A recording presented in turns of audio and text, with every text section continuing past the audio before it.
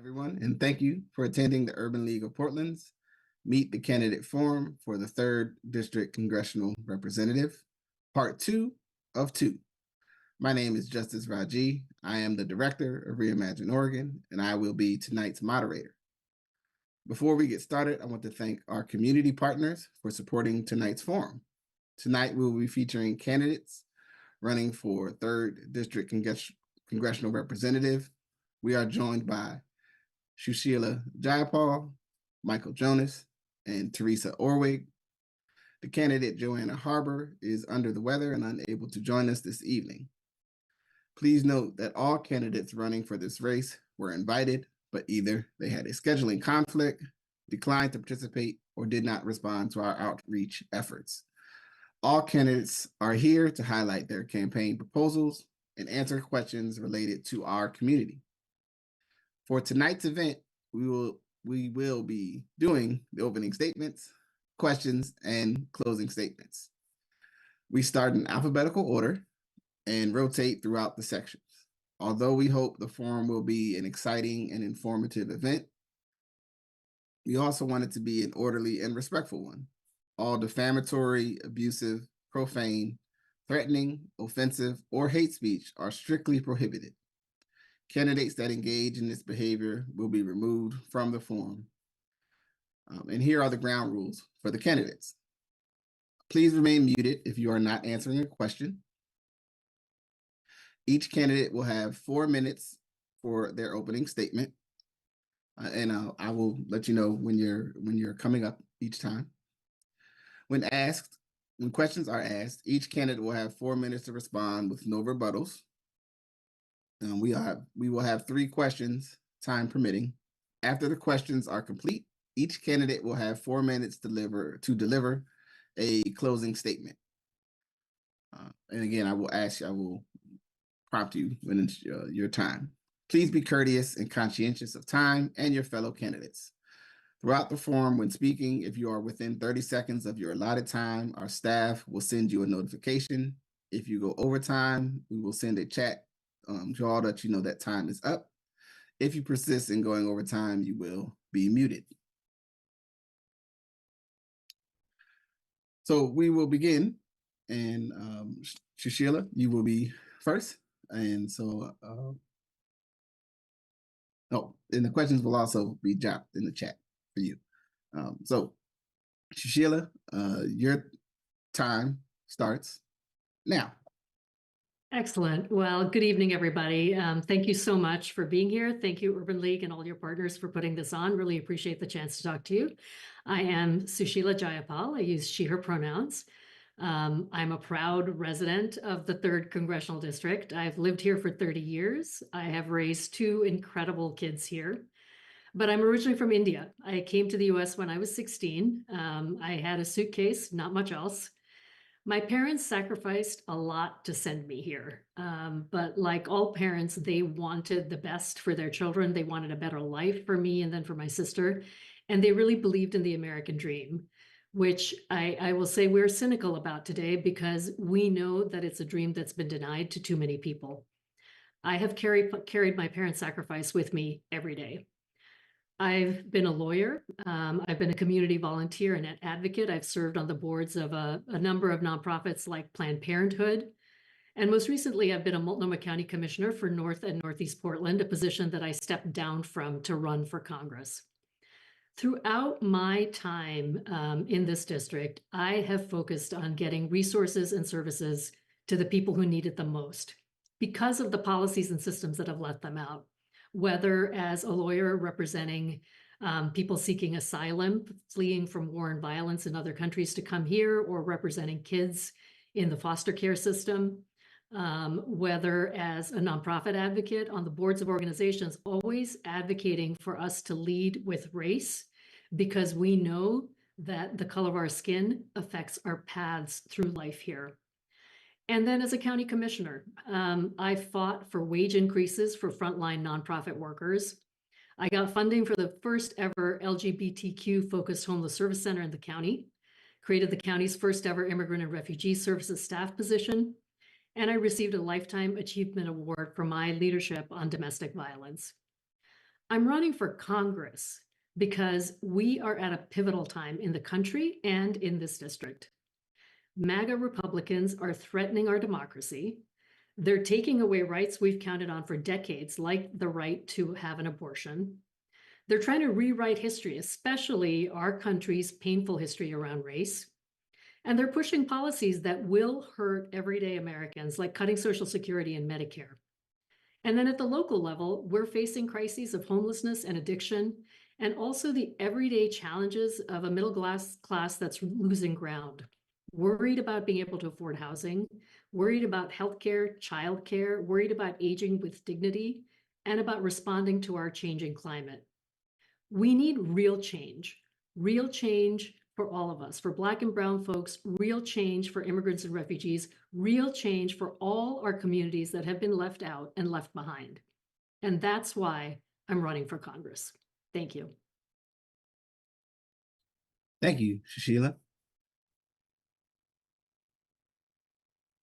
Michael, it is now your turn, and your time starts now. Hi, everyone. Well, first of all, thank you for having me and for putting on this great event. I really think forums like this are so important. I have been talking about this a lot. When we are running for office, we are applying for a job. This is a particular job that has not been open since 1996. That's a long time. We need politicians who are real everyday people who solve real everyday problems. We have this idea that the House of Representatives should be someone who is coming off of a political role, but actually the House of Representatives was not necessarily intended for that. It was intended for real everyday people. I'm running because I'm tired of surface level progressivism. I'm tired of the disconnect between good intentions and solutions that just don't work or are tone deaf or don't actually help the people in America that need them. So who am I? I am a business attorney with an executive MBA. I'm the owner and principal attorney of Rational Unicorn Legal Services.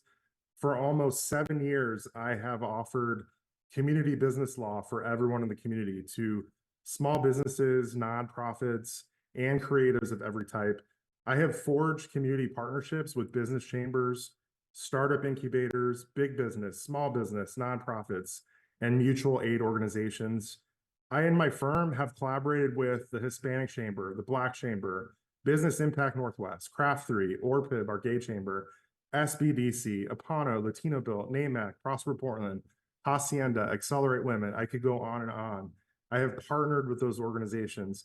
And during the pandemic, I worked 60 to 70 hours a week. I was the guy who got calls like, we have to shut down our restaurant in 3 days. What do we do? Or we're a mutual aid organization. How do we become a nonprofit? Or how do we make sure that we don't have liability on the ground when we're giving things out to those in need? I didn't see a business law firm that treated business as a form of economic justice in the way that I believed was necessary. And so I built one from scratch. Winning awards is not why I or politicians should be doing what they do. But last year in 2023, I was chosen by the Small Business Administration as Oregon's Small Business Champion of the Year for the state of Oregon. And what that tells folks is that not only do I have on the ground real life experience and problem solving experience, I have the ability to work in large structural components or organizations and make change from within. And that is exactly what we need to do right now with politics in America. Thank you, Michael.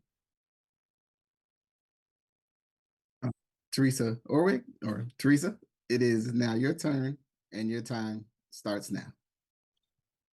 Yes, good evening, everyone. Thank you, Justice, and thank you, Urban League, for having this forum. I believe that being part of the voting process is super important, and I really appreciate this. And I appreciate the fact that many people will be able to see this and kind of inform themselves on how to make the best decision to who the candidate is for them. And I also thank my fellow candidates as well. I have great respect for each of you.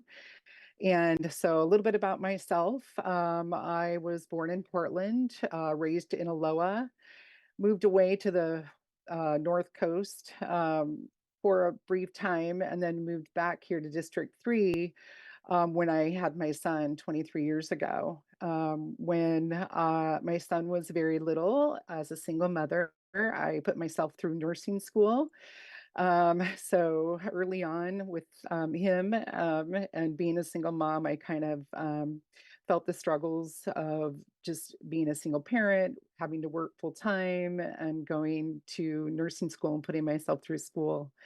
So since 2007, I've been working in the capacity of a home health nurse here in our community. I've served everywhere all over the North Portland area, Estacada, down to Columbia County.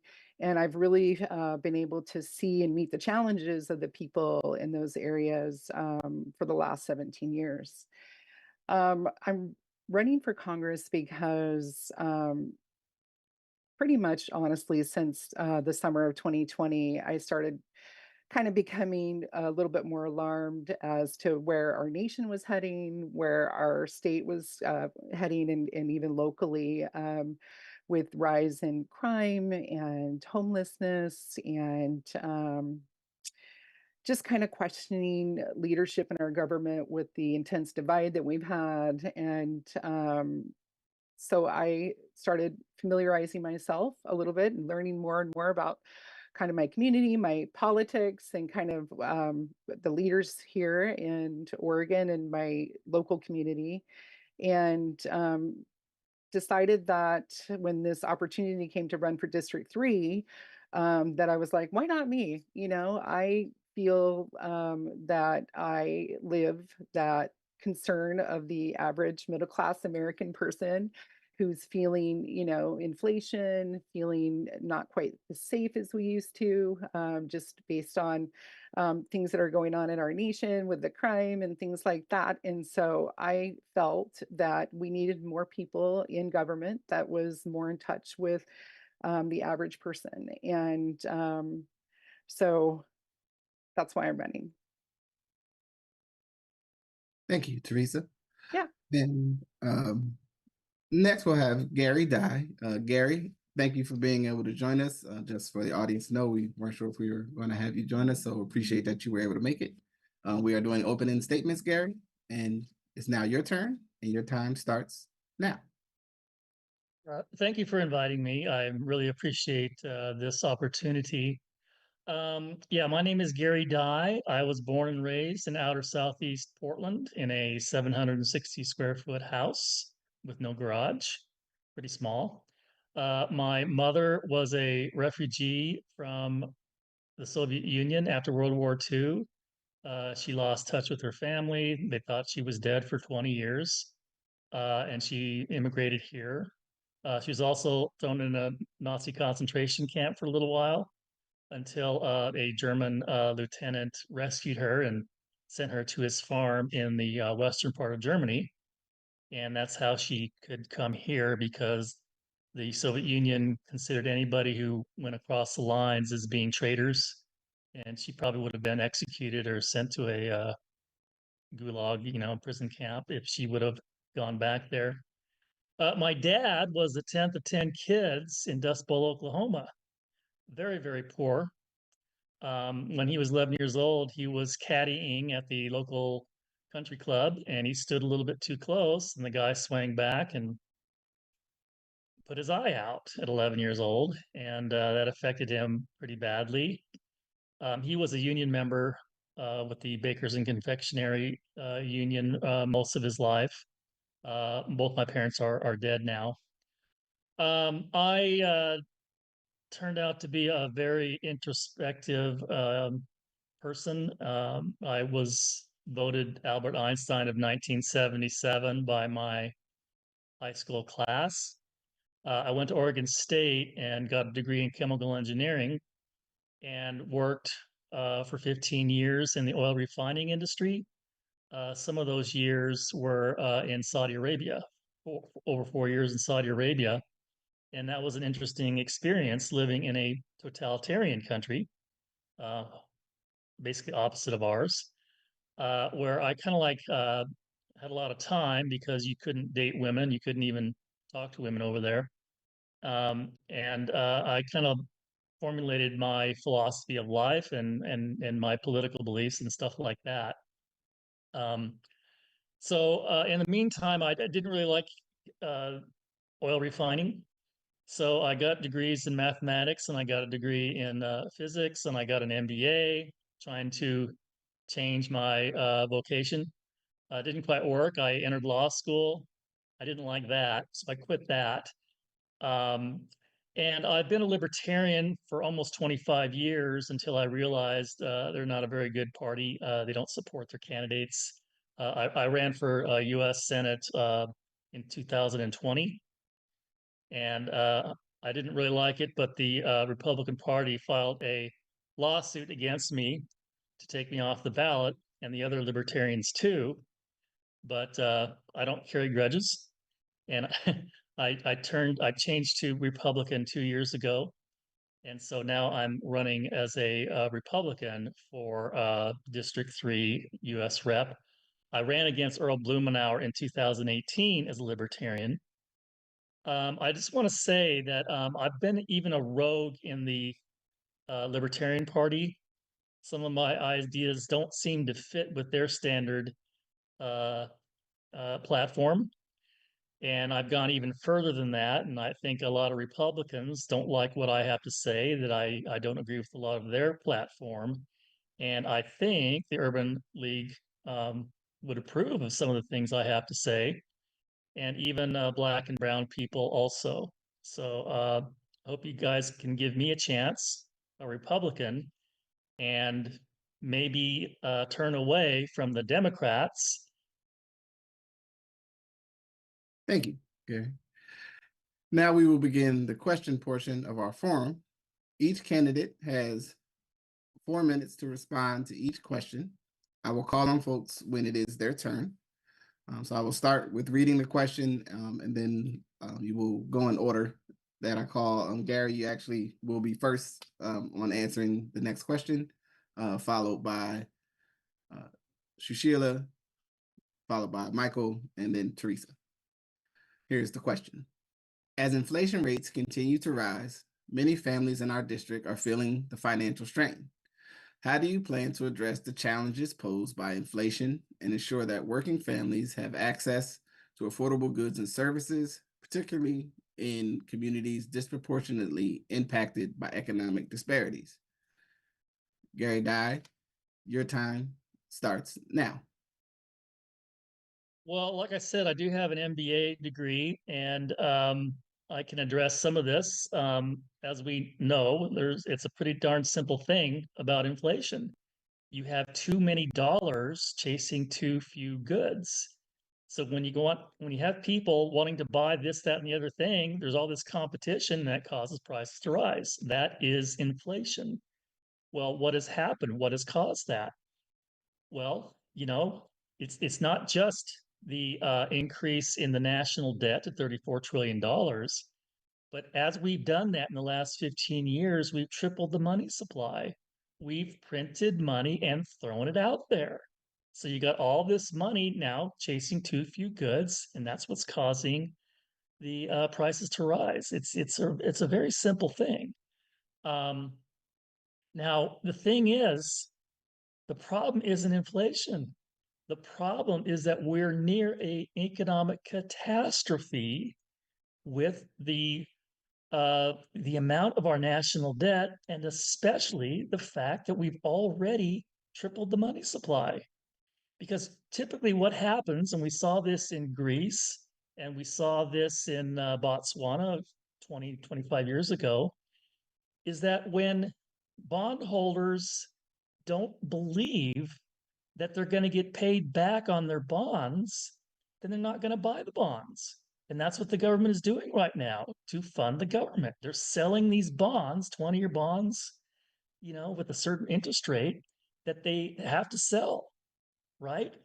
And, people are getting more and more nervous about that. So they're demanding higher and higher interest rates. That's what's going on.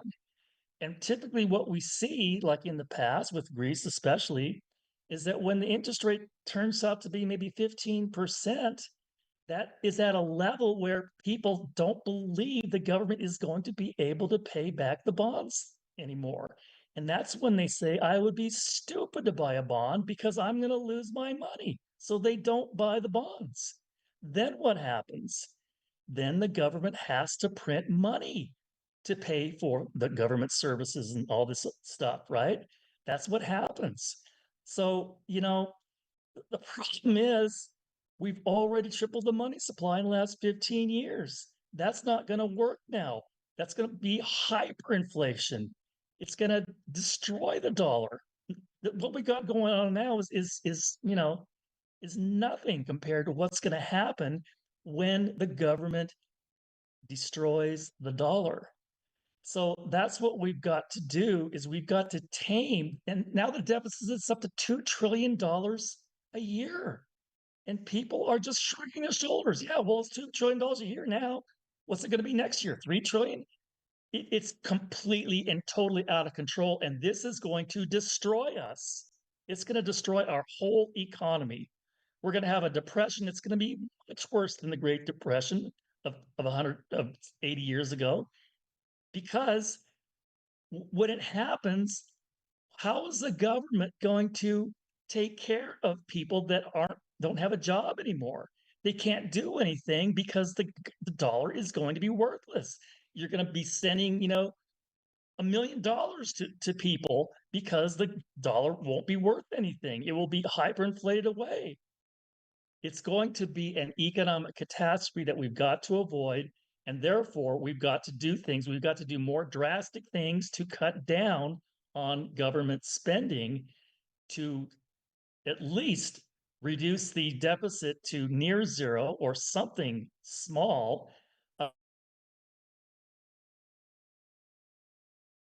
Thank you, Gary. Sushila, it is now your turn, and your time starts now. Thank you, Justice. And I'm going to apologize to the audience in advance. My dog is having all kinds of noise in the background, so please try to ignore her. I can see and I hear all the time. I've started going out and knocking doors, and at almost every door I knock on, this is something that comes up so consistently.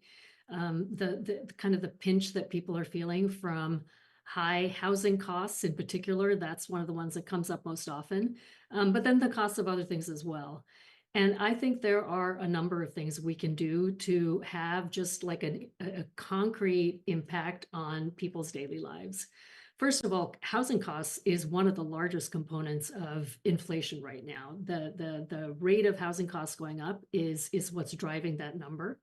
And we can see the impacts of that from people not being able to buy homes to people being evicted from their rental apartments because of the cost of rent. I think the federal government has a huge role to play in bringing down the cost of housing. I think the federal government should be building public affordable housing, because the private market is never going to build housing that's affordable for people who are on fixed income, Social Security, earning less than 30% of median family income. So the federal government has to get back in the business of building affordable housing. And it used to do that like 40 years ago. And then I think there's a range of other things that the federal government, that Congress can do to help people pay rent. Vouchers, they really work. They keep people housed, they keep people from being homeless, and they affect the cost of housing. So a lot of things around housing. Healthcare, the next huge component of what people use their paychecks to pay for. And the costs of healthcare keep going up. We know that the leading cause of bankruptcy for everyday families is that they can't pay the medical bills. And we also know that it's often something like a really big unexpected medical bill that causes people not to be able to pay their rent and then leads to homelessness. So we've got to get healthcare costs under control. I think in the long term, the way that we do that is with Medicare for All. It's a system that takes private profit out of the healthcare system, because right now, so many of those healthcare costs are going to pay profits for the big insurance companies that drive our system. So Medicare for All would take those profit-making companies out of our insurance system and lower costs for everyday people and lower costs around the economy, which in turn drives down inflation. So housing, healthcare, and then I think, productivity, increased productivity, so that we are actually putting people to work. We are investing in our industrial base.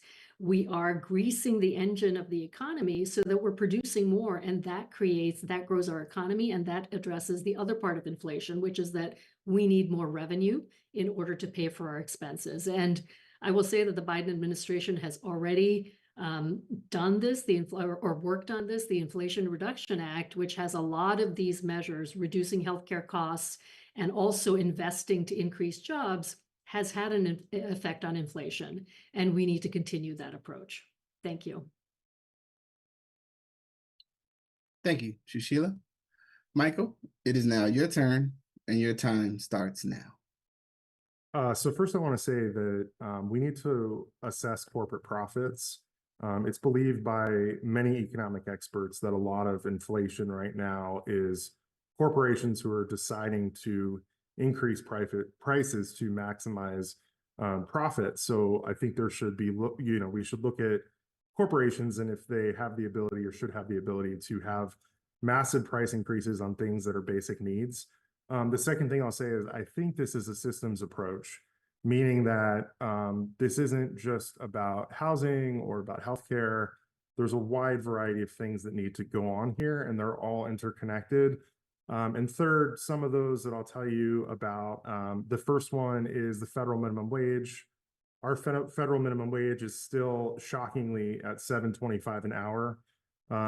We have seen across the country people who are working full-time or multiple jobs that can't even afford to rent an apartment, even if there is one available, which there probably is not. So we need to do that immediately. We also need a fair and progressive tax code. So taxes cost a lot of money, and we continue to see the top 1% get all kinds of tax incentives and tax breaks. And yet for everyday Americans, whether or not they own a business, they're often paying more and more taxes. Another one is I think we need to make community college free. I think that if we take away for some folks the community college fees and give them the means to go, that may help. Another thing here to better understand the economy is financial literacy programs. I think we need to double down educating people of every age in our community about financial literacy and how to make the things work. Unfortunately, right now in America, the equation often doesn't work, but you would potentially learn earlier on how to make it work or think of creative ways. We also need to look at food deserts. We have a big issue where there are places in America where people can't access affordable food, and then the food that is available is extremely expensive or doesn't meet their basic needs. Sushila mentioned universal healthcare. I also support that. I definitely think that a mother should not have to decide whether to lose their apartment or to pay for surgery for their kids, or you have some unexpected medical expense and you can't pay your rent and then you lose your place. We have to stop this sort of cascading of all these issues working together.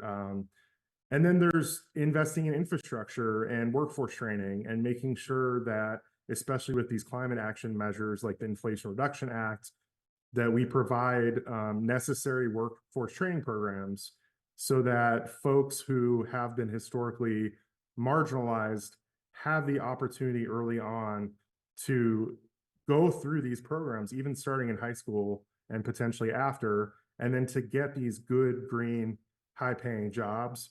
And then we also, I'm a business person, we need to support current and future businesses, especially women and minorities, so that they have the ability to have that economic justice and not just focus on the wage that they're being paid every day that potentially is either not fair or is maxed out at a certain point. So I just want to emphasize in the end of this question that, it is a systems approach, but it's also, we need to fix these systems, right? So inflation's one thing, but the systems are broken.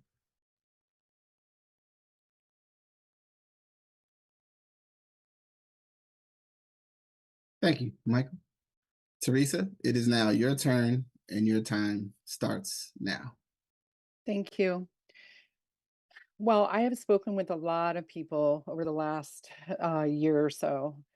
And one of the top things that is on their mind and my mind too is, safety. We do not feel safe when we cannot pay for our groceries, and whether we have to decide whether we pay rent or pay our utility bills or get groceries for our children. That being said, I mean, that is a direct relation cause of, and it's directly related to the increase in inflation. Inflation's increased over, I mean, it's the highest it's been in 2 decades. And, our debt, I think, is now over $34 trillion. And in part, this is a lot of the current policies that we have in place. And I really think that we need to take a multifaceted look on how can we reduce inflation by, one, reducing our national debt. Of course, that's obvious. Holding government accountable for their spending, and that goes down to the local level as well. We need to take the tax burden off of the middle class. It's becoming overly burdensome, and anymore nowadays, it's even for the middle class, it's hard to make ends meet at the end of the month. Every month, I have a budget. I have to live within that budget, and I think that as a government and policymakers, that we need to start realizing that that's what we need to do as well. So that being said, I think that we also need to start, bringing in more jobs. I think we need to reduce the taxes for our small business guys, and even reduce some of the restrictions that are, crippling them and their ability to make a profit, to hire more people, to expand their businesses. I think that's essential. Um, I think education is extremely important. Training more people, having more jobs available. I know, for one, being in the healthcare field, there's a lot of jobs out there in the healthcare field. We need to get them trained and get them starting to work. So of course, those are really good paying jobs. I think just making sure that we're being accountable for our spending, and becoming energy independent, I think, is super important. I think that that will help us get out of our national debt. I think affordable housing is critical, whether that is vouchers, whether that's rent control, more affordable housing. So, and then of course, healthcare costs are super expensive across the board. And I believe that actually more competition in the healthcare could drive prices and healthcare costs down, as well as promote, more efficient, better care myself. So I think that there's a lot we need to do, and if I go to Congress, I will work collaboratively with my fellow congressmen, and we can work to try to help with inflation for sure.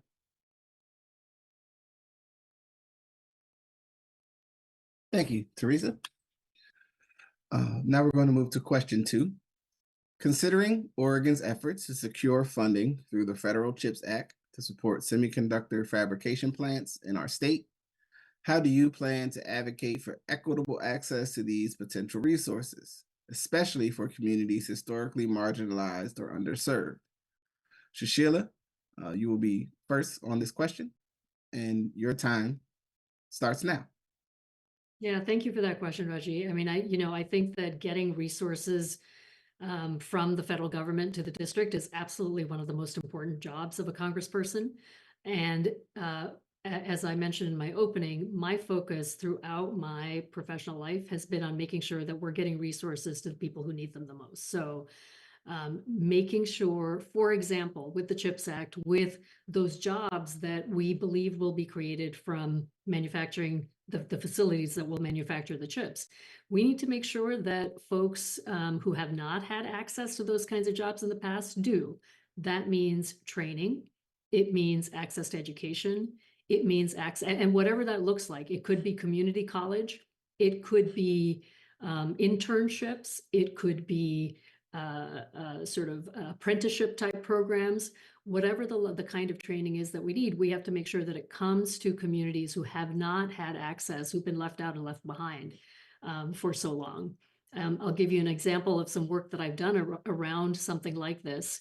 PCC expanded its workforce training program, which was situated on Killingsworth in the Cully neighborhood.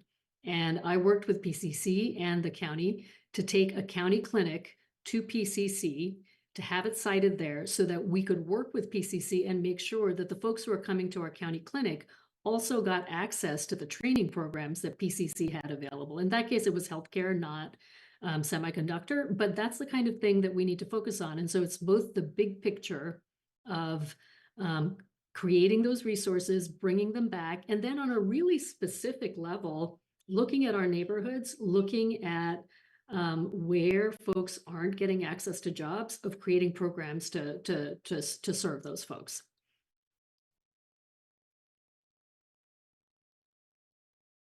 Thank you, Sushila. Michael, it is now your turn, and your time starts now. So the CHIPS and Science Act, it was passed in August of 2022, and the money is going out. So we need to make sure that we are holding every bit of money accountable. As we often say in politics or in the nonprofit world, you follow the money and you see where the money's going. So there are in the act, there's actually 19 sections that talk about helping minority groups. I want you to know that I'm skeptical of that, as we all should be. There's actually a section called Opportunity and Inclusion, and it basically tells the Department of Commerce, these are the things that you have to follow when you're giving the money out. The unfortunate thing, and we've seen this in Oregon with the Oregon disparity study for minority businesses, we've seen that even when there's opportunities or money set aside for minority businesses, women and minority businesses end up getting 4 to 10% of the amount of money available for business contracts.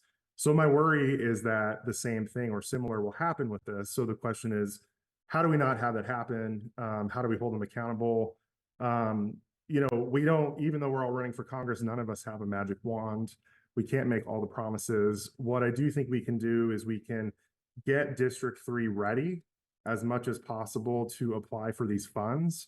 And so by training folks about all of the money that is available and all of the application materials that are available and what must go into them, including compliance, getting folks the services they need. And this is not just for profit, this is for nonprofit folks as well that are applying for money or grants. There's often a disconnect where asking for money, even though you're capable of the very thing, like the project, you often don't get the money because you're not an expert at grant writing or you're not an expert at getting money. So that is a disconnect that we need to figure out and fix. Similar to what Sushila said, we need workforce training programs. We also need to think about how are we taking the money and how are we looking at the community at large? So for example, if we get money for semiconductor or chip money, are we providing daycare for folks? Are we providing flexible hours? Are we giving money to businesses that maybe haven't been around forever, but have proven their value proposition? So I think we need to be a lot more intentional with both state and federal money and how it gets distributed, and hold the organization accountable who's giving the money, and then make sure that we're prepared to help the people who want to apply for the money with any and all things they need to get the money for their businesses. Thank you, Michael. Teresa, it is now your turn, and your time starts now. Thank you. Yes, I mean, I echo the other candidates. I mean, I think it's vitally important that we get as much resources as we can here in our community in District 3 and across Oregon. I believe that it's vitally important as a congressperson to work towards getting these resources and monies for our communities. And I think, I believe in being proactive, not reactive. And so educating people about like what Mark Jonas said, learning how to write for and ask for grants and things like that so that we can get these monies available to us. And then, of course, provide the resources that we need for these people to be able to educate themselves and utilize the funds. Thank you, Teresa. Gary, it is now your turn, and your time starts now. Well, as a libertarian, I'm against this sort of thing. Yeah, Oregon might be getting quite a bit of money in the CHIPS Act because of Intel and the other high tech industries in around the Portland area and Salem. But we're losing, right? I mean, how many hundreds of billions of dollars every year is going to the military industrial complex, of which we have very little of that in this state? You know, everybody becomes a loser in this game where Congress brings money to their district. Everybody else is the loser. Um, and here's something kind of funny.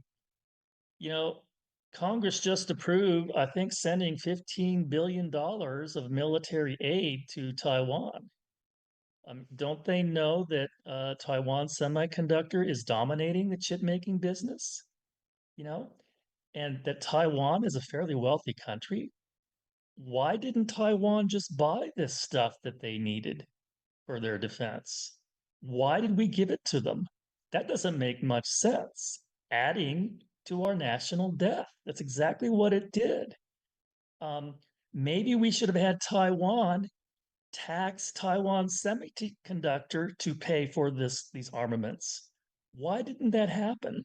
Well, the reason it didn't happen is that, our military industrial complex has a stranglehold over us, and they want to have all of these arms um, paid for such that they profit and become very, very rich. That's what's going on in Congress.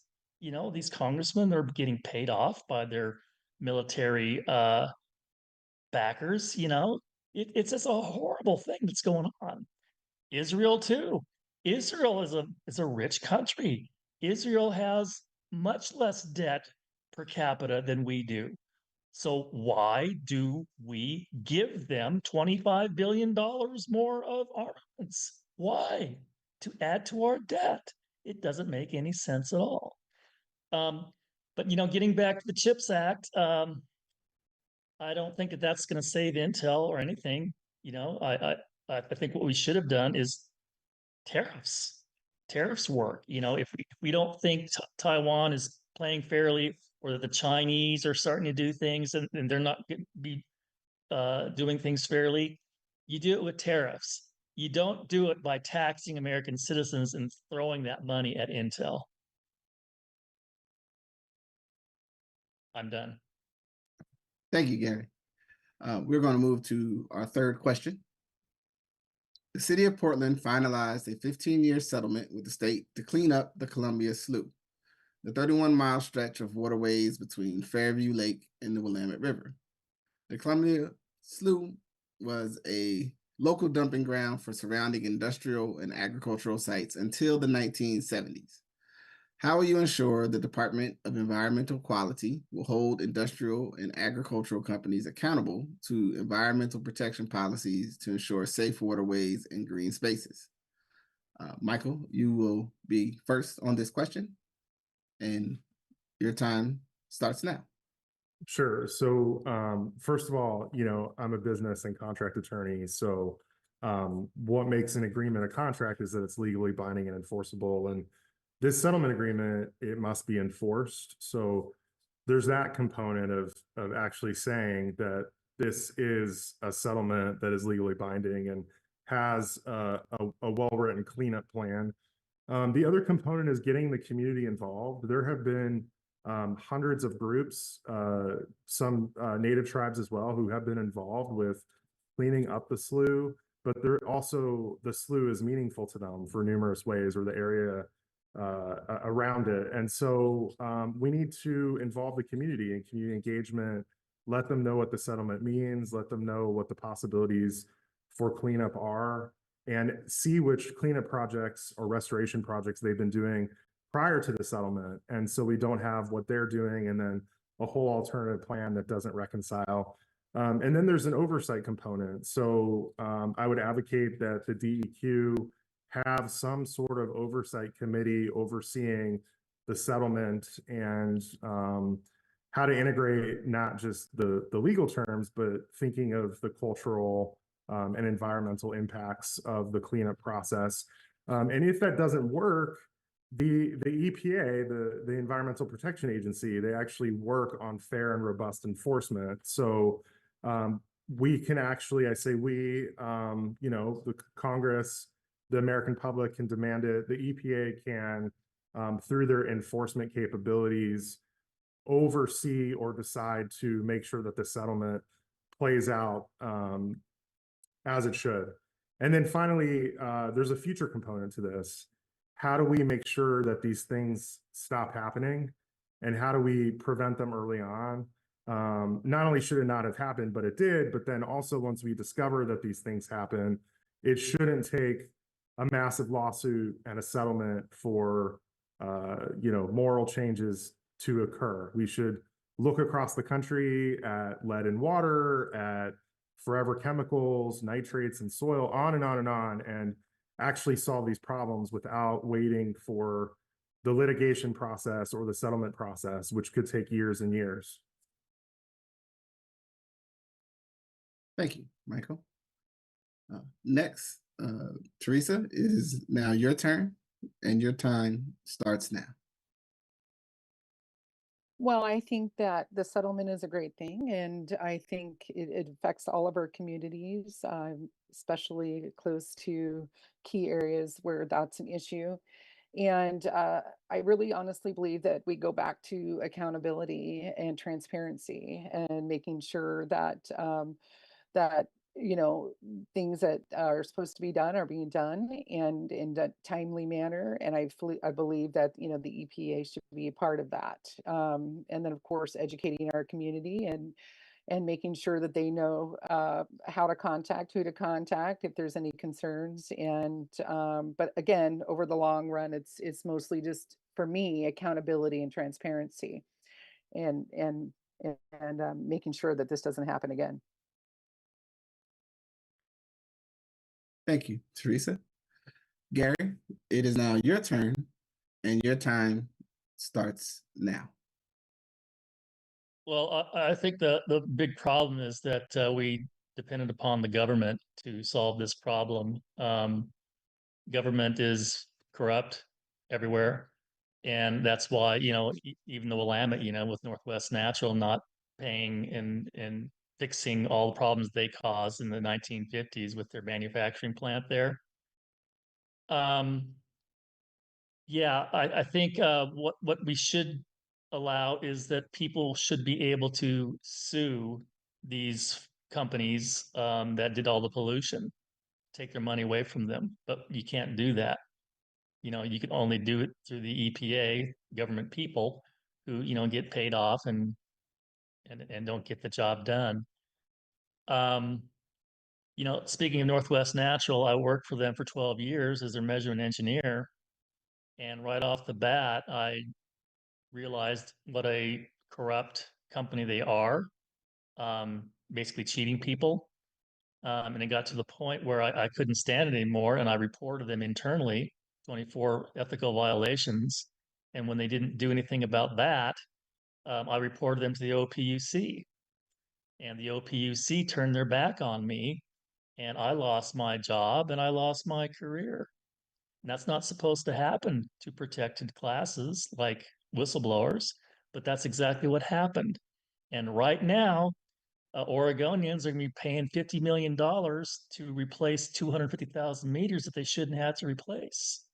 And they're doing that because Northwest Natural gets 10% return on all their capital projects, and this is going to be considered a capital project. And they don't have to do this because I came up with a method of making sure that meters are accurate, called the calibration factor. And they will not do it because I am a pariah. And they want to make money off of this, which is going to cost Oregonians $50 million to replace 250,000 meters. And in the meantime,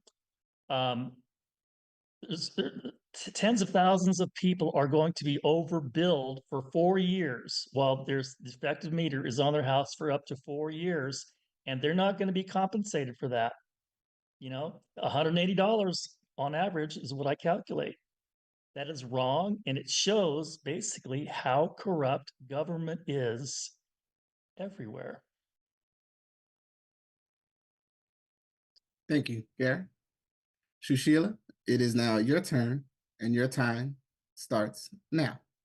Thanks, Raji.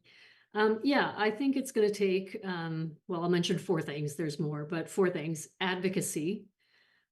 It's going to take oversight.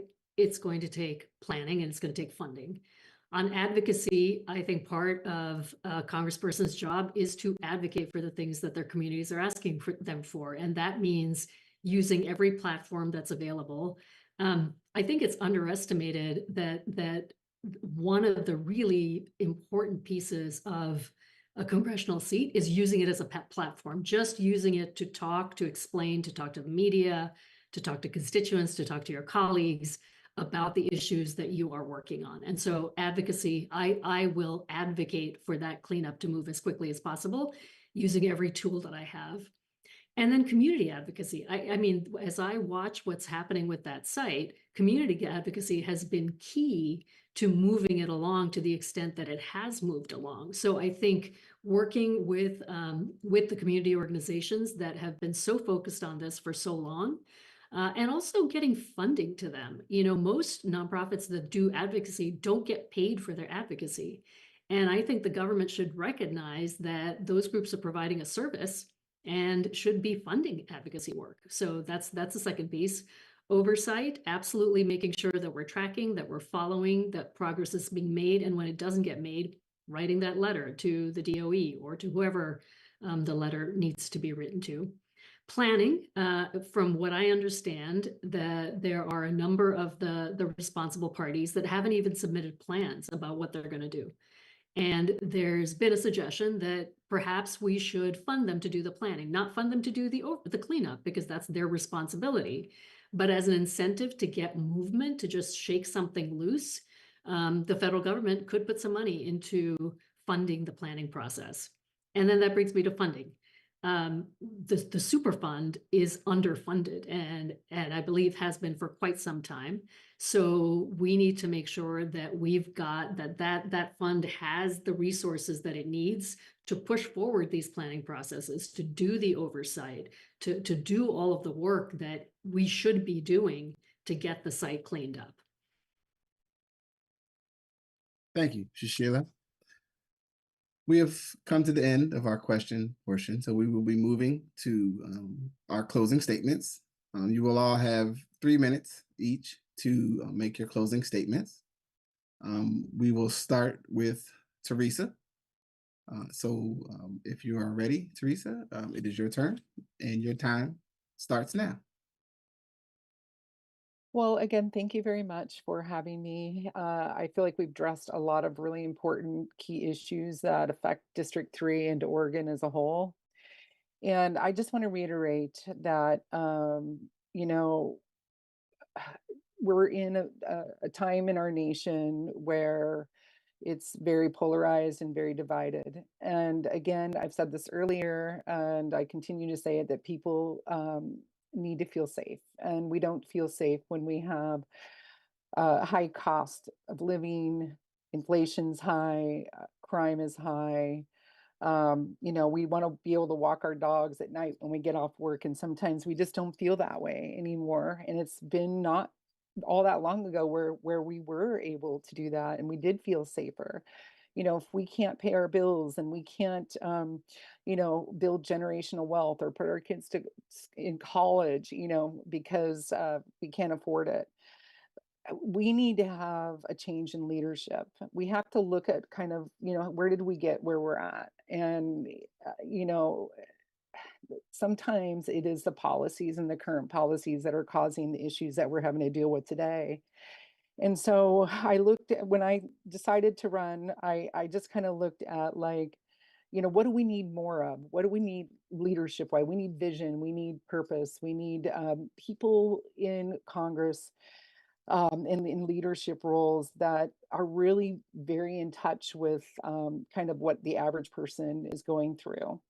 And you know, there we have lawyers in Congress, and we have, career politicians and we have multimillionaires, but I really don't feel like we have enough of those mom and pops, everyday people and plumbers and carpenters and nurses in Congress. And I really honestly feel that, you know, that would make a big difference in kind of how policies and legislation is made. And so I'm here today. I'm running, and I'm happy to run.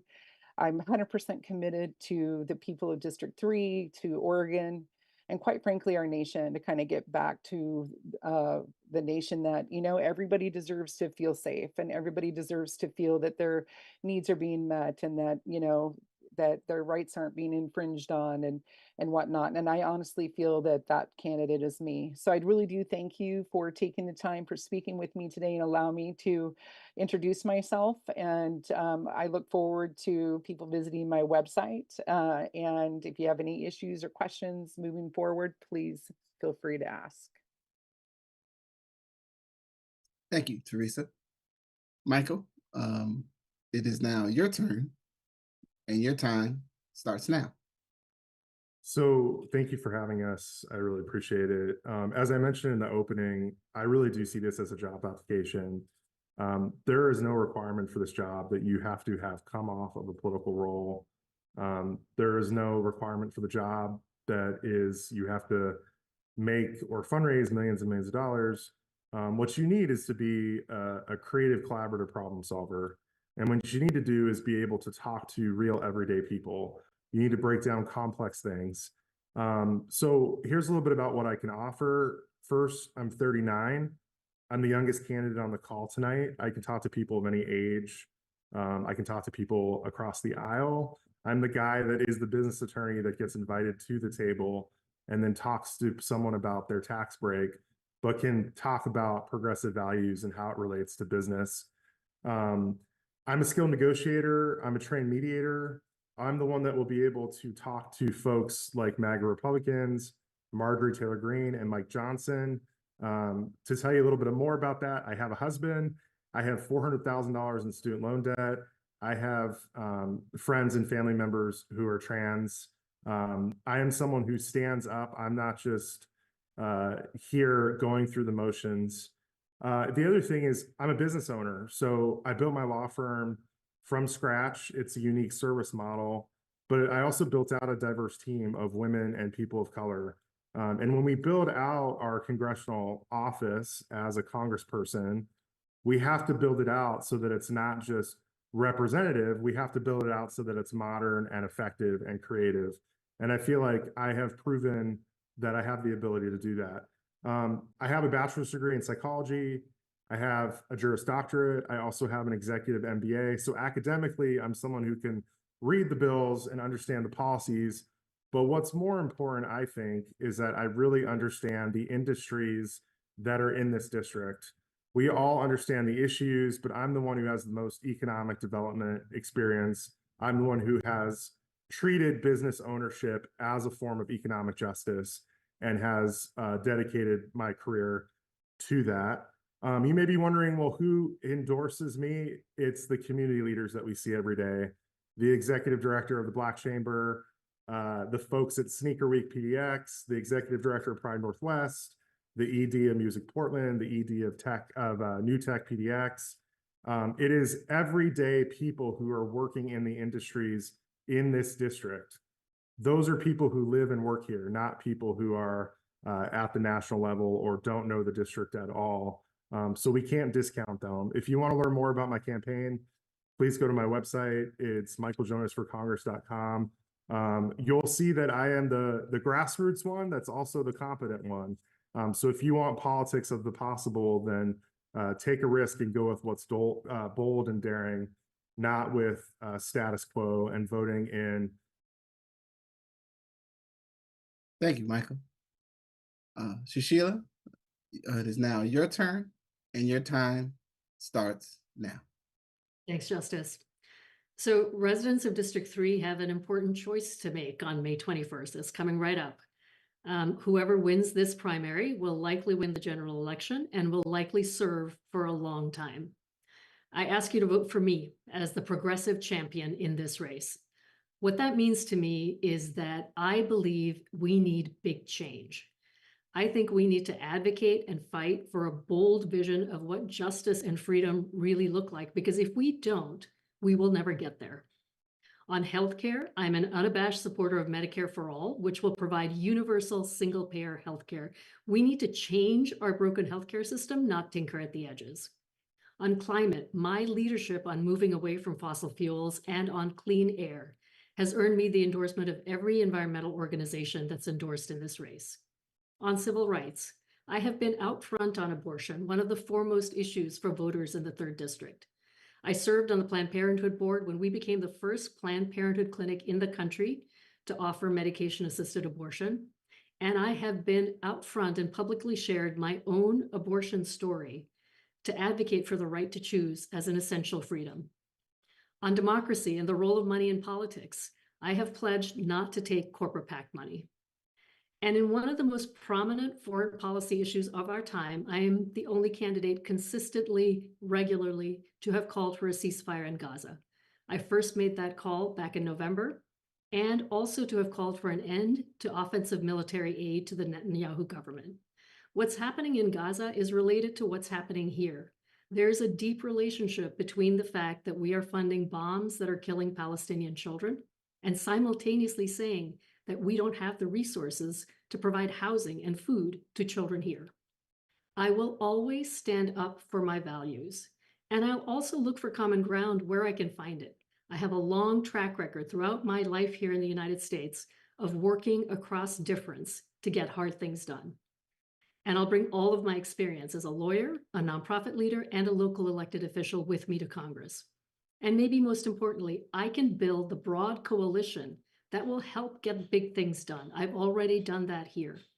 I've been endorsed not only by federal elected officials like Senator Bernie Sanders, state legislators like Senator Casey Jama, Representative Tana Sanchez, former Senator Avel Gordley, but also more than 100 community leaders like Mike Alexander, Rukiah Adams, visionary leaders of the Albina Vision Trust, Andrea Cano, former chair of the Oregon Council on Hispanic Affairs, Nancy Hawk, former ED of Basic Rights Oregon, and so many more, leaders who represent and work on the front lines with the diverse communities in this district.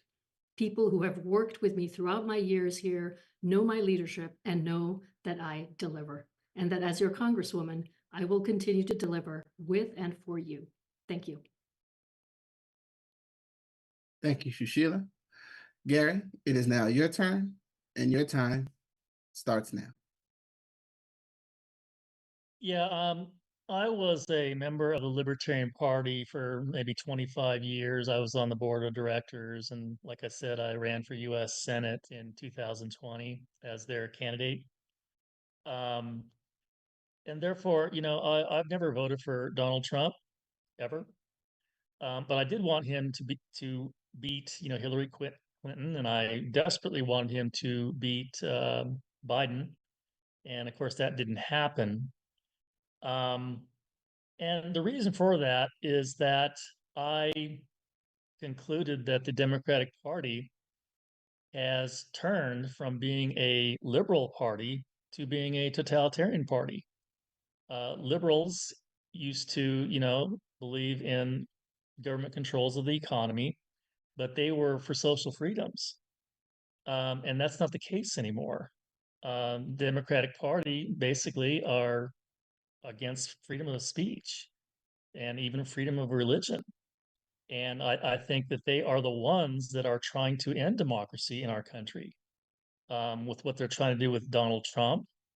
And I firmly believe I haven't I firmly believe that there was cheating in 2020 election.